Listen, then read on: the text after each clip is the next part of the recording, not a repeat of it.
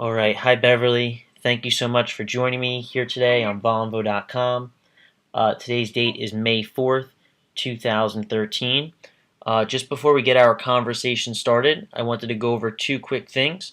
The first is that right now this conversation is being recorded, and after the conversation is completed, we'll be uploading this video to the internet to our YouTube channel. Is that okay with you? Yes. Great. And then on top of that, here at Vonvo, we're all about our discussions staying both civil and valuable. We don't want there to be any personal attacks against one another or any of that. Are you fine with that ground rule as well? Absolutely. Perfect. Okay, so let's get our conversation started. For anyone who's going to end up watching this video or view it in the future, would you mind just giving a quick background of yourself and why you're so passionate about this topic? Yes.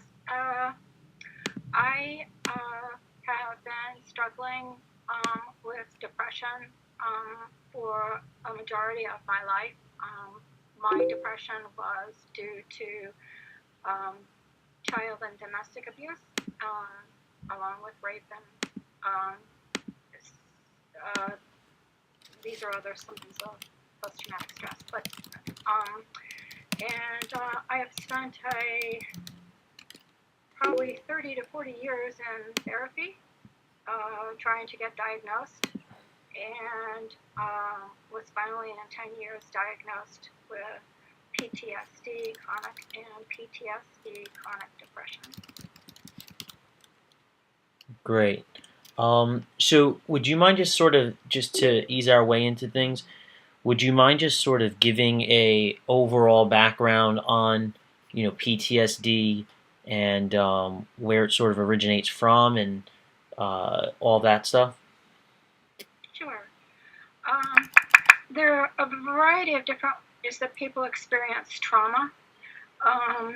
A trauma can be mild in that it's a wound that might be something that you might experience in say, for example, a minor traffic accident, or it can be something as major as a household fire, or it can be as complex as serving in the military and experiencing the death of a friend or comrade that you're serving with, or even the death of or maiming of a casualty of war. Those are all experienced as trauma, and it sets itself up in the body in various different ways. It affects your nerve endings and it affects your brain. That's the basic trauma. When it comes to something like PTSD, it's more severe. And PTSD is a relatively new word in the mental illness category.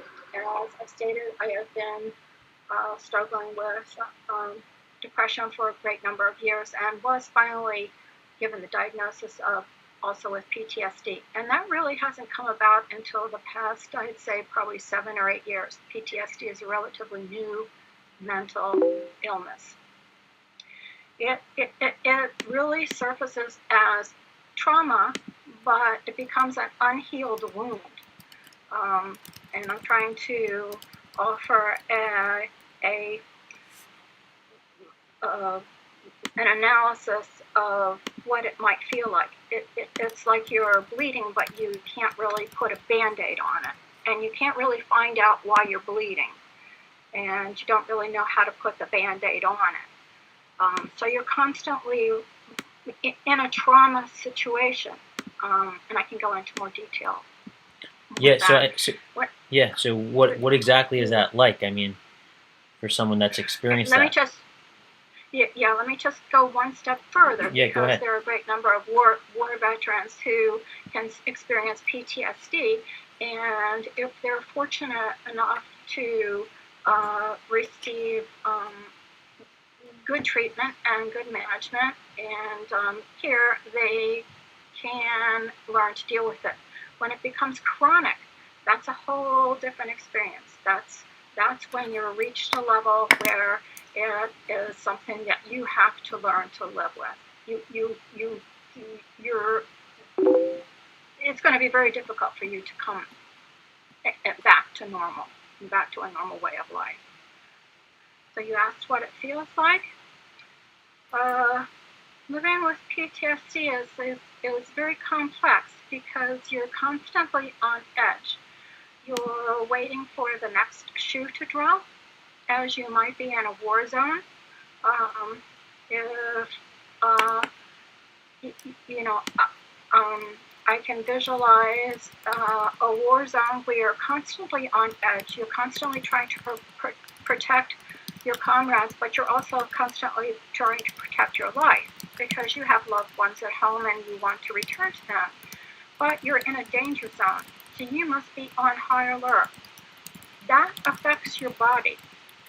If I am describing it correctly, you might already feel what that feels like in your body. I can feel it right now in my body.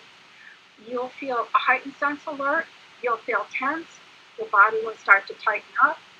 You'll start to look around you. You'll start to wonder what's going on around me that I'm not aware of. I'm on hyper alert. Something's going to happen, and I don't know exactly where it's going to happen from. And so, is there though like something that you believe is actually going to happen, or what's the main? It just directly correlated with the brain, just saying, hey, time for the body to really just tense up dramatically because something is going to happen. Like for instance, you're in the comfort of your own home, so it's like what then makes someone feel that way?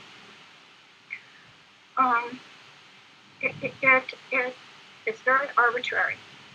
There have been studies done by Yale and Harvard, and there are many other studies out there that shows that this type of trauma situation, where it's come to a situation where it is PTSD, affects certain parts of your brain, and those are damaged. Those have had some sort of, they've witnessed something. So these studies are online, and there's a lot of backup information about that. But needless to say, what it becomes part of your normal being. You're constantly aware of your surroundings. You're constantly aware whether you're in the supermarket, whether you're playing with your child, whether you're getting on a plane going back to a war zone. You're in heightened awareness. And you can never tell exactly what's going to strike you. Suppose, say, for example, that's going to trigger that instantaneous response of like, oh my God, is there a fire, an accident? Am I going to be shot? Am I going to, is someone going to hit me? Am I going to, is my mother going to hit me? Is my best friend going to be shot down? You don't know. You're just in a heightened sense of awareness. You have to learn to calm down and learn how to deal with it. Right. So what's that process like, trying to learn how to deal with it? I mean, is this like a month-long or year-long, multi-year-long, process, learning how to deal with it, or what's that process like? When you come to a diagnosis, being diagnosed with PTSD, you need to have treatment and you need to have managed care. And there are a variety of different processes that you might go through to learn to manage it. If it's becoming to affect your normal life and the treatment and the management is not working, you're working your way into chronic. And that's a process, that's a long-term process that you have to learn to live with it. It's like having leg amputated. It's like losing your arm. it's something you have to learn to live with it. There's Right. not a lot of studies that have been done in long-term treatment. It's just a process of, okay, I am diagnosed with this, and now I'm going to go on as I have. I'm in my 60s, and I'm still functioning, and I'm still living, and I just learn how to live with it. Right. Right. So in terms of the the whole veterans concern, can you kind of brief us on what care veterans are or aren't getting for this illness? I mean, are they do veterans feel like this matter is being ignored? Can you kind of talk to us about that? I'm really not privy to what the war veterans, what their managed care is. That's something that I think that is being explored. There are a number of doctors that have been recruited to help them deal with these issues. The problem is whether they go from a diagnosis of PTSD, which can be worked through, and I'll go through that process, or whether you are in a chronic situation where it's something that has been so traumatic to you. Watching someone die that was, your best friend while you were serving, or multiple, bodily injuries. That's a traumatic experience, and it depends, first of all, how grounded you were before you went, and how well you can make the transition back to normal life. And that's a process that I don't really know what the military is doing, but I know that there is a great deal of research is being done on this right now, because this still is a relatively new diagnosis. I'll give you a couple of treatments that work very well. Of course, a one-to-one therapeutic situations, therapy with your other comrades, going through how you're dealing with your normal life, how you're going back to living with your family and your children and your parents and so forth, how that situation is working. Because as you can see, you've gone from a traumatic situation, and now you're going back to, like, going to the supermarket, which is safe, and going to church, which is safe, or, sitting around the house watching football, which is safe. But it's a big transition from being at war, and now you're at home. So how you handle that is all different based on your psychological makeup and how well you're grounded. So, I'm sorry, go ahead. Yeah. So what you're basically saying is that that idea of the major thing that people battle with is coming from the war zone and then entering, like, even a safe environment. It's dealing with that transition that is really, although it seems simple, it's actually the main root cause of what this is all about. It's that change of scenery that Right. even though you're inside a calm place, it just mentally it's not calm. No, because you have lived in a war zone where you had to be on high alert for a year, and you're back home for a period of time, then you're back over there. So your brain is going back and forth. I'm on high alert. Now I'm safe at home with my wife or my children or whatever, and that's a bit for your psyche to try to work its way through. It's a much different scenario than what would be happening, say, for example, our World War II vets, which which was a whole different experience, which was a long-term experience. What was different about that? Well, I know a great number of World War II veterans. They served a long period of time over there. They weren't. They served for maybe 2 years, maybe 3 years, or for a long, and they witnessed horrors. But they had the whole United States behind them, and they pretty much had a lot of the rest of the world behind them. So they came back to, parades and welcome home, and the series over and over of welcoming home for having you saved our lives. We were fighting German years and trying to take off the earth. So for the World War II victims that I know, they were welcomed home en masse and with great adulation by the government and people and communities in general.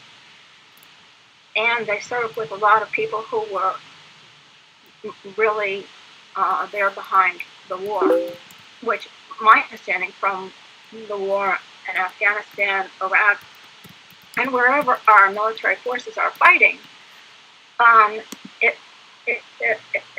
there is a lot of controversy. Should we be there? Should we not be there? How's it going over there? Are we making any progress? Are we doing the Taliban?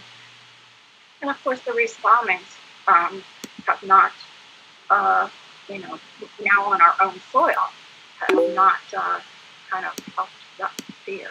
So there's a little bit of a difference between those wars. Right. We declared in World War II. We really haven't declared war, my understanding, against. Okay, great. Right. Yeah, no, not a problem. So you talked about the idea of chronic PTSD, and could you just sort of go through, the major differences and what really takes place is a slow progression into getting into, being in that state. Obviously, if it's not, chronic, then it's something that comes and goes. So I guess I don't know exactly what the proper word is, but temporary PTSD. I'm sure you could correct me if I said that wrong. But is that something that is typically found in people, that they have chronic PTSD, or is it something that seems to be developing over time, where they get to that chronic stage? And just because I think it would be interesting to know, how you get to that, unfortunate state.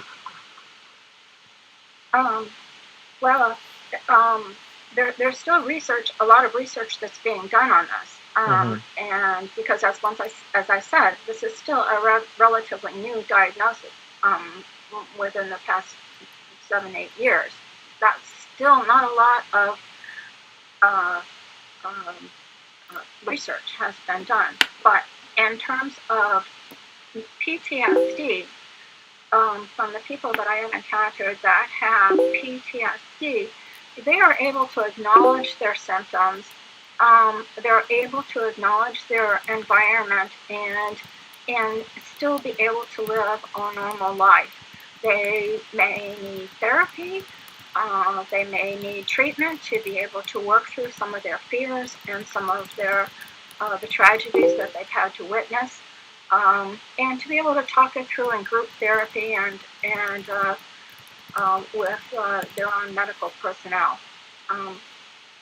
And getting the love and support of their home and family is extremely important, as well as how grounded were they before they went into this tragedy situation. For someone who has chronic PTSD, they may have had episodes of childhood abuse, or they may have had some sort of traumas that they have had in their earlier life before they went into military life. And that exacerbates the situation. It makes it much more difficult because it keeps haunting back to something that may have happened in their past. It could have been as simple as, or not simple as, maybe a car accident with grandma and grandpa, and that can be a pretty hard experience for a 6-year-old. But it may be hard for them to understand. But that's something that medical doctors have to really understand and come to grips with. But in a chronic situation, it's that you really have very few periods where you're not you're not trying to deal with your circumstances. You're not back to normal, shall we say. You're not, your best friend Joe, your best friend Mike, or your best friend Susie, and they may have gone away to war, and they come back home, and they're still great parents, and everything seems to be fine, and they go to football games, and everything seems to be okay, and maybe they have some, crying spirit, periods and so forth, but they don't go into, like, hiding in their bedroom watching TV or something. Right. That's when you're going into a situation where it's chronic, and that's a whole different experience. Right, so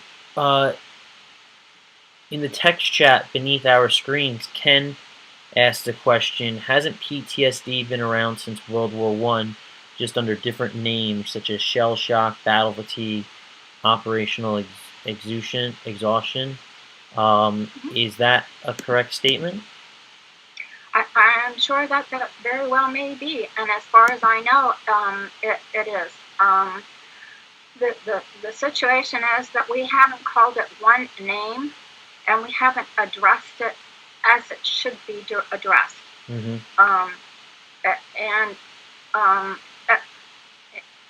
And I might just add here, if we're looking at it just from shell shock, battle fatigue, and operational exhaustion, that doesn't account for the people who have PTSD that have never served in a war zone. That's not being addressed here. So yes, but now we have a global name, so to speak, to call what Ken has just referred to. Right. What I was going to ask next is basically in terms of like the media or how much attention this topic is getting. Do you feel like it's getting an adequate amount of attention or not enough? And maybe it was getting more attention 20 years ago and now it's getting less, or maybe it's the opposite. Can you kind of talk to us about how much awareness is being provided to this subject, and if it's enough to really get the word out? My feeling is I don't think there is enough at all. I definitely don't think there is enough exposure, enough data, enough. We have a lot of experience with depression, but we don't have a lot of experience with PTSD. And if you're unfortunate enough, like myself, to be diagnosed with both PTSD and depression, no, I don't think this is being addressed properly. Because not only are war veterans suffering, but as we saw in the bombing in Boston, we have a lot of first responders out there and a lot of people who deal with domestic abuse. They're all facing traumatized people, and you've got to be aware of PTSD, and I don't think there is enough information. And just coming back to myself, I wasn't diagnosed with PTSD until about 7 years ago. And, I grew up in a household that was extremely abusive. I wish I had known a long, long time ago about PTSD so I would know how to handle all these confusing feelings that I have had to learn to live with and blamed myself for. Right.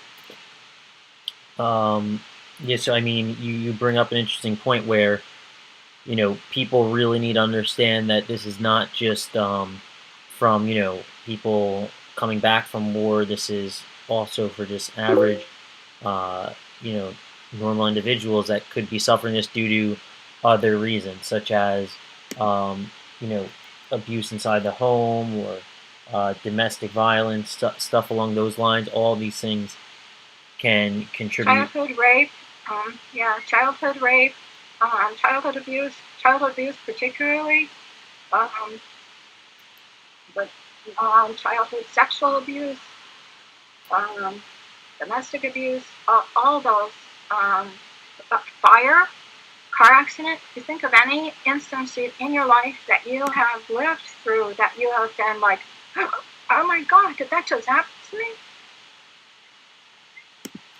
That's the first stage of a trauma. You work your way down and you come to learn to live with it.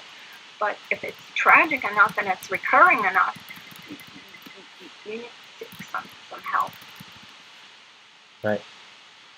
Great. So, what about? We didn't even touch on this. We probably could have covered this maybe a little bit earlier, but in terms of like symptoms, um, you know, can you kind of go through? Can you go through that for people that don't know and understand them?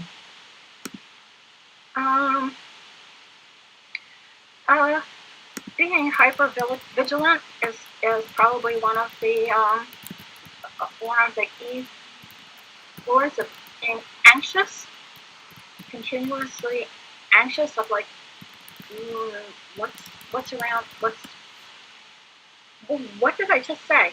It's just It's like, oh my God, if my mother would have slapped me for if I just said that, oh, um, but the symptoms can be, you know, very diverse. They can be, uh, I would say probably the primary one would be being overly anxious, um, hypervigilant, very, very sad, not knowing why, scared uh, of everything some things that are normal. There's a myriad of different symptoms, and I think that probably should be dealt with in a different uh,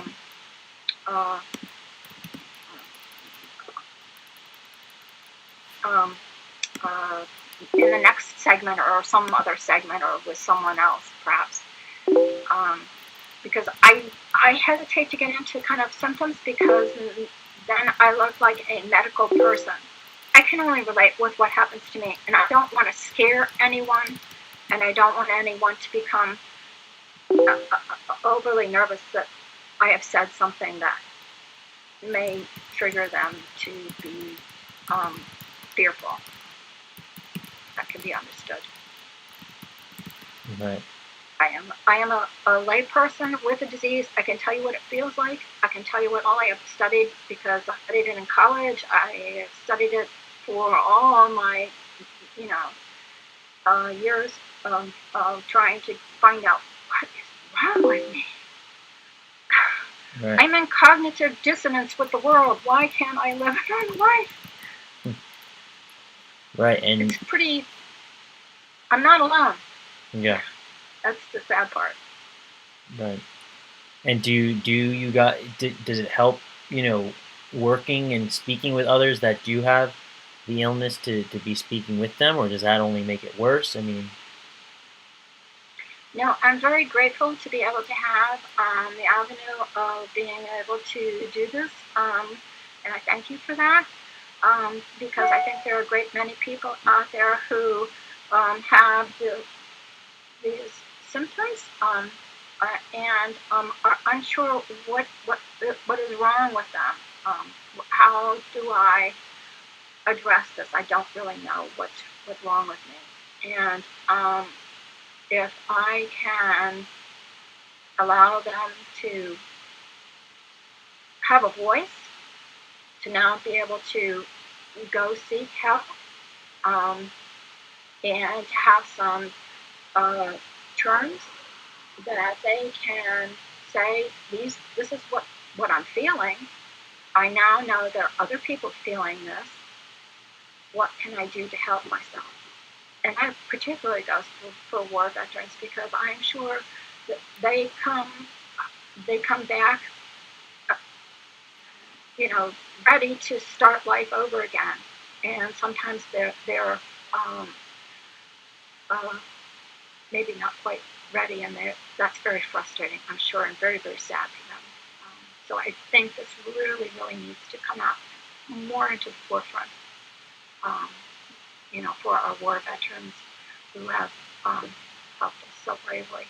And you think that forums such as a Vonvo could be helpful mediums to actually raise awareness amongst people who suffer from these illnesses and speak with one another about how they've dealt with it? I mean, are these the sorts of things that actually do help on a personal level, or more on a outreach, like raising awareness sort of level? What do you?